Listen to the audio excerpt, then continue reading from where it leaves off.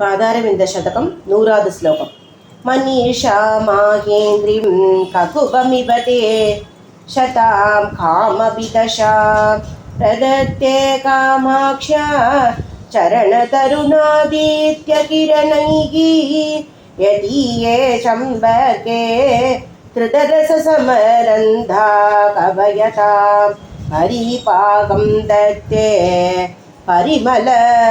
परिमलवती शुक्तिनलिनी पुरमाराराधी पुरमजयदम्ब स्तव च तैः प्रसन्नायां यस्य त्वयि दुहिन चैलेन्द्रदनये पदं तत्कामाक्षी स्फुरतु तरसा कालशमये क्षमायादे माधर्मम मनसि पादाब्जयुगली पदद्वन्द्वं मन्दं गदिषु निवसन्तं कृतिशता हिरामन्दे भ्रान्तं कृतकरगितानाभरिरुडे जनानामानन्दं जननि जनयन्तं प्रणमता द्वितीयं कामाक्षी प्रतिदिनमहं नौमि विमलम् हितं य कामाक्ष्या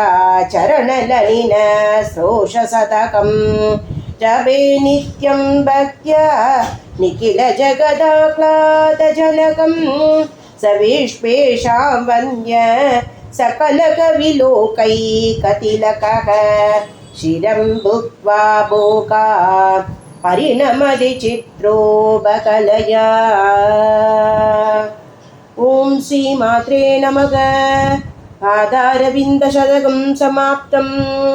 कामाक्षी माता की जय।